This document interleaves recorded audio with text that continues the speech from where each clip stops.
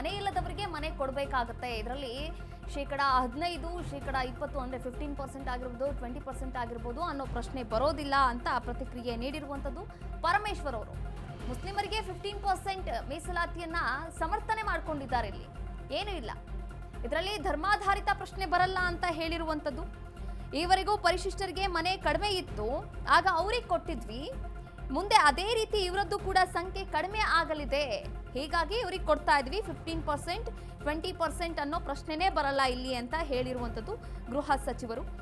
ಇನ್ನು ವಸತಿ ಯೋಜನೆಯಲ್ಲಿ ಮುಸ್ಲಿಮರಿಗೆ ಶೇಕಡ 15ರಷ್ಟು ಮೀಸಲಾತಿಯನ್ನ ನೀಡಿದ್ರಾಗಿ ಈಗಾಗಲೇ ರಾಜ್ಯದಲ್ಲಿ ಒಂದಷ್ಟು ಚರ್ಚೆಗಳು ಕೂಡ ನಡೀತಾ ಇರುವಂಥದ್ದು. ಆದರೆ ಇಲ್ಲಿ ನಾವು ಮಾಧ್ಯಮದವರು ಕೂಡ ಗಮನಿಸಬೇಕಾಗತ್ತೆ ನೋಡಿ, 15%, 20% ನಮಗೂ ಇದು ಬೇಕಾಗಿಲ್ಲ. ಮನೆ ಇಲ್ದವ್ರಿಗೆ ಮನೆ ಕೊಡಿ ಅಷ್ಟೇ, ಮನೆ ಇಲ್ದವ್ರಿಗೆ ಮನೆ ಕೊಡಿ. ಆ ಧರ್ಮಕ್ಕೆ ಅಷ್ಟು ಕೊಟ್ರಿ, ಈ ಕ್ಯಾಸ್ಟಿಗೆ ಇಷ್ಟು ಕೊಟ್ರಿ, ಇದೆಲ್ಲ ಬೇಡ. ಇನ್ನು ಇದೇ ಪ್ರಶ್ನೆಯನ್ನ ಇಟ್ಕೊಂಡು ಇಲ್ಲಿ ಪರಮೇಶ್ವರ್ ಅವರು ಕೂಡ ಮಾತನಾಡಿರುವಂಥದ್ದು. ಏನ್ ಮಾತನಾಡಿದ್ದಾರೆ ನೋಡ್ಕೊಂಡು ಬರೋಣ. 15%, 20%, 5% ಪ್ರಶ್ನೆ ಅಲ್ಲ. ಯಾರಿಗೆ ಮನೆ ಅವಶ್ಯಕತೆ ಇದೆ ಅವರಿಗೆ ಕೊಡಬೇಕಾಗ್ತದೆ. ಹೆಚ್ಚು ಜನ ಆ ಸಮುದಾಯಕ್ಕೆ ಸೇರಿದಂಥವ್ರು ಹೆಚ್ಚು ಜನ ಮನೆ ಇಲ್ಲ ಅಂದಾಗ ಸ್ವಾಭಾವಿಕವಾಗಿ ಹೆಚ್ಚು ಕೊಡಬೇಕಾಗ್ತದೆ, ಅಷ್ಟು ಬಿಟ್ಟರೆ ಬೇರೆ ಏನಿಲ್ಲ. ಒಂದು ವೇಳೆ ಅವ್ರಿಗೆ ಕೊಟ್ಟ ನಂತರ ಆ ಪರ್ಸೆಂಟೇಜು ಸ್ವಾಭಾವಿಕವಾಗಿ ಕಡಿಮೆ ಆಗುತ್ತೆ. ಈಗ ಈ ವರ್ಷ ನಾವು ಕೊಟ್ಬಿಟ್ಟು ಅಂತ ಇಟ್ಕೊಳ್ಳಿ, ಆ ಸಂಖ್ಯೆ ಕಡಿಮೆ ಆದರೆ ಪರ್ಸೆಂಟೇಜು ಕಡಿಮೆ ಆಗುತ್ತೆ.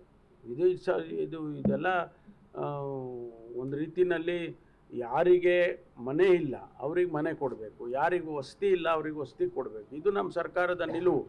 ಹೆಚ್ಚಿನ ಸಂಖ್ಯೆಯಲ್ಲಿ ಯಾರಿಗಿಲ್ಲ ಅವರಿಗೆ ಹೆಚ್ಚು ಪರ್ಸೆಂಟೇಜ್ ಕೊಡಬೇಕಾಗ್ತದೆ.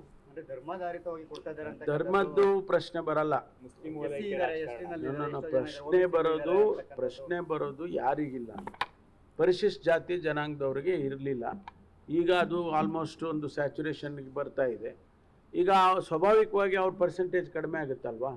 ಈಗ ಮೈನಾರಿಟೀಸ್ಗೆ, ಅದರಲ್ಲಿ ಮುಸಲ್ಮಾನರಿದ್ದಾರೆ, ಕ್ರಿಶ್ಚಿಯನ್ಸ್ ಇದ್ದಾರೆ, ಅವರೆಲ್ಲರಿಗೂ ಕೂಡ ಮನೆಗಳನ್ನು ಕೊಡಬೇಕಾದದ್ದು ಸರ್ಕಾರದ ಒಂದು ನೀತಿ. ಅದು ಇಟ್ಸ್ ಎ ಪಾಲಿಸಿ. ಅದರಲ್ಲಿ ನಾವು ಈ ಬಾರಿ ಹೆಚ್ಚು ಅವರಿಗೆ ಕೊಡಬೇಕು ಅನ್ನೋಂಥ ತೀರ್ಮಾನ. ಸಂಖ್ಯೆ ಕಡಿಮೆ ಆದಮೇಲೆ ಅದು ಕೂಡ ಪರ್ಸೆಂಟೇಜು ಕಡಿಮೆ ಆಗುತ್ತೆ. ಇದು 15%.